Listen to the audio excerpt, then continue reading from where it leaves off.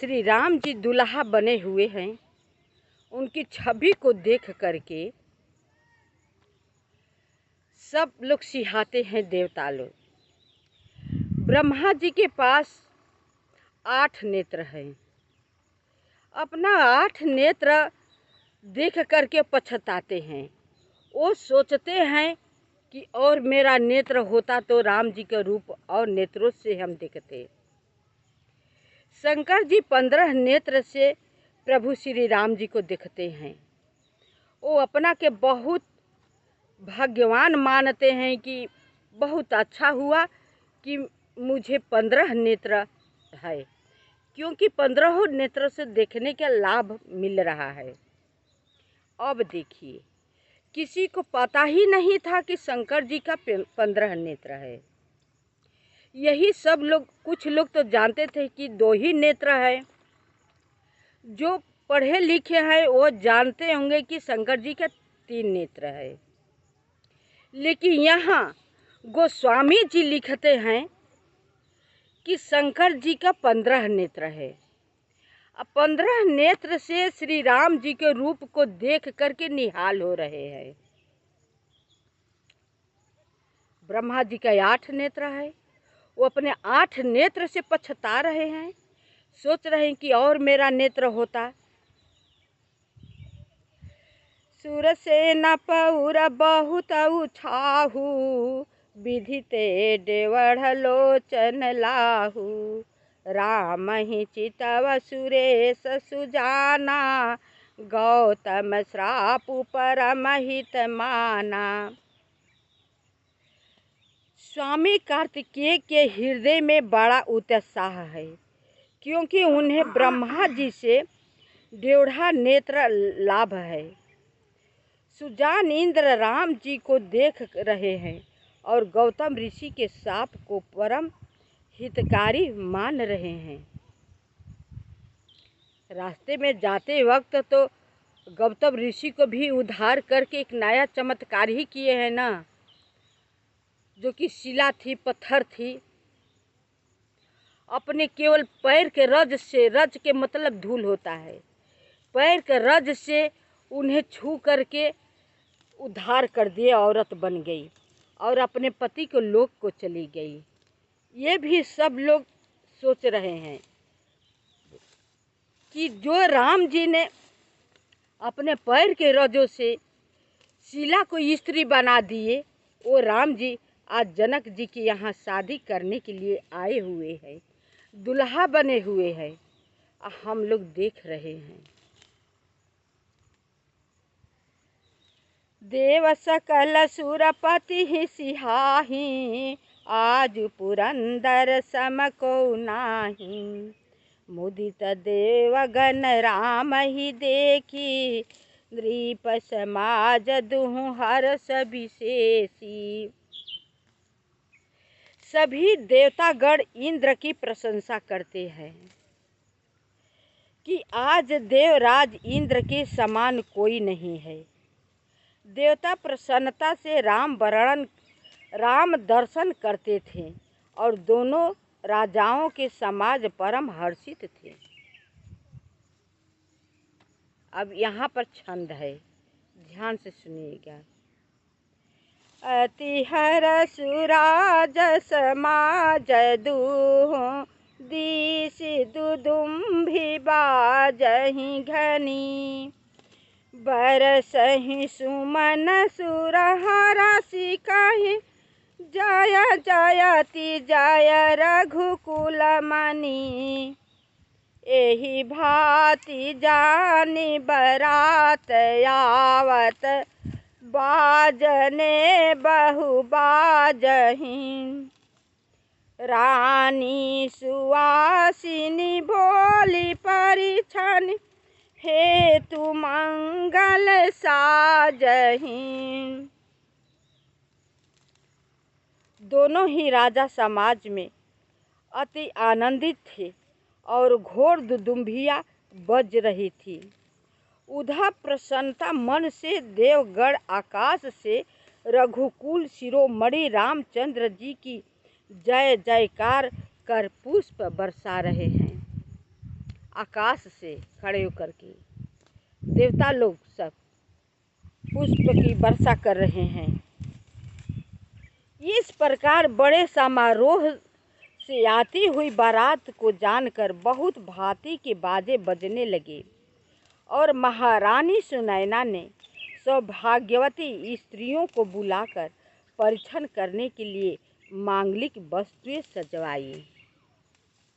इधर सुनैना भी उतनी ही खुश है, सुहागिन स्त्रियों को बुलाती हैं और सारा मांगलिक कार्य अपना सब सजाती हैं राम जी के परीक्षण करने के लिए। वो कितना पुण्य की है कि आज ब्रह्म पिता परमेश्वर की सुनैना रानी परीक्षण करने चल रही हैं, जो कि राम जी के चरण जहाँ पर पड़े वहाँ पर पत्थर भी तर जाता है। वो राम जी को रानी सुनैना परीक्षण करने चल रही हैं। सजियारती अनेक विधि मंगल सकल संवारी, चली मुदित परीक्षण करना गजगामिनी बरनारी। सब मंगल आरती सजा करके गजगामिनी की तरह, गजगामिनी उसे कहते हैं हाथनी, हथनी को गजगामिनी कहते हैं। जैसे कि गजगामिनी धीरे धीरे मस्ती चाल चलती है, उसी तरह रानी सुनैना जी के साथ गजगामिनी की चाल सभी औरतें चलती हैं और मंगल गान गाती हैं।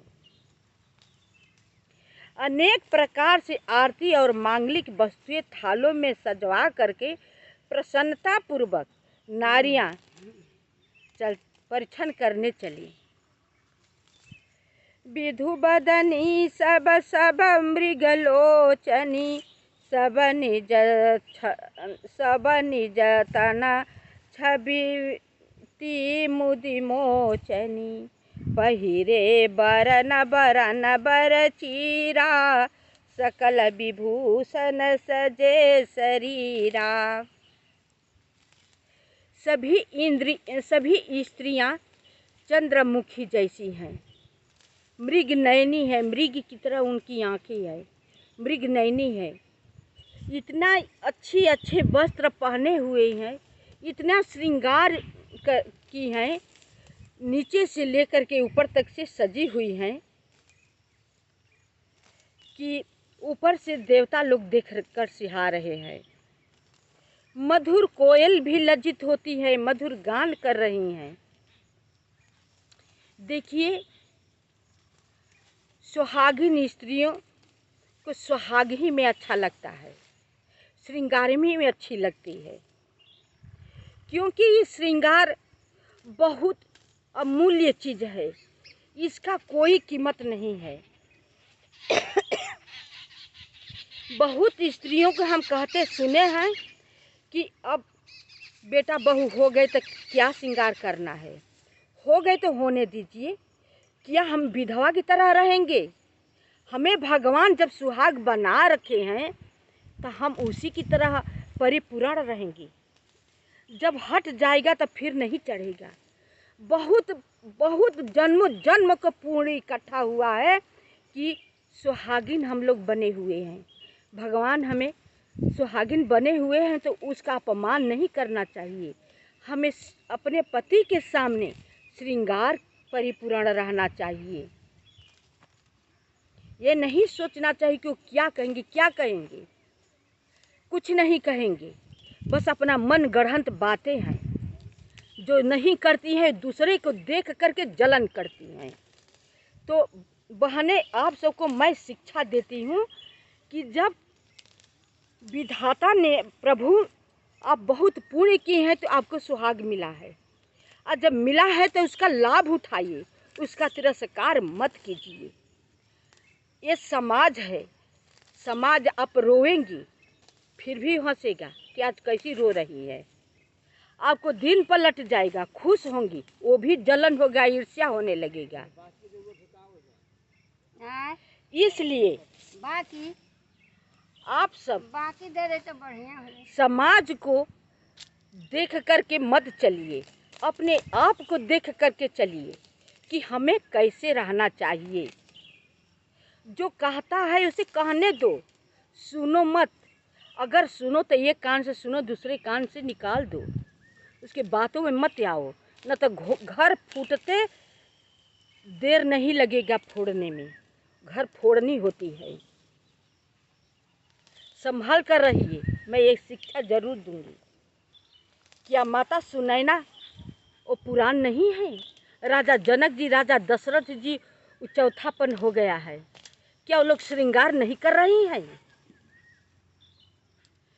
तो वो लोग उपमा दिए हैं कि सुहागिन स्त्रियों के श्रृंगार रूप में रहना चाहिए, क्योंकि श्रृंगार बहुत, मैं कैसे बताऊं, इसका कोई कीमत लगा नहीं सकेगा। पुरुष है तभी श्रृंगार है।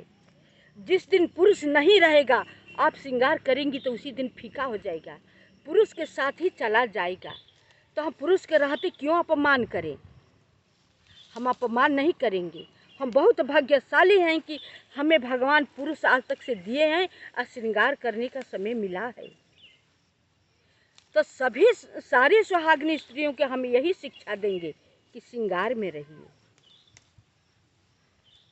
जैसे कि रानी सब श्रृंगार में चल रही हैं, देवता लोग का अच्छा लग रहा है, सज्जन लोग का अच्छा लगेगा। इसी पर तो गोस्वामी तुलसीदास जी भी रामायण में, रामचरितमानस में लिख दिए हैं कि विधवा स्त्री सुहागिनी स्त्रियों को देख करके जलन करती हैं, और जो नहीं करती है वो भी जलती हैं। तुलसीदास साफ साफ आप कलयुग वर्णन में जा कर के देखिए, पढ़ लीजिए। मैं बनावटी बातें कुछ नहीं कहती हूँ, जो पढ़ती हूँ जानती हूँ वही मैं बोलती हूँ। तुलसीदास जी सब कुछ लिख दिए हैं। कौन किसका कैसा स्वभाव वाला क्या कर सकता है। शेष भाग अगले वीडियो में। अगर मेरी वीडियो अच्छी लगी तो लाइक करें, शेयर करें, सब्सक्राइब करें, कमेंट कीजिए।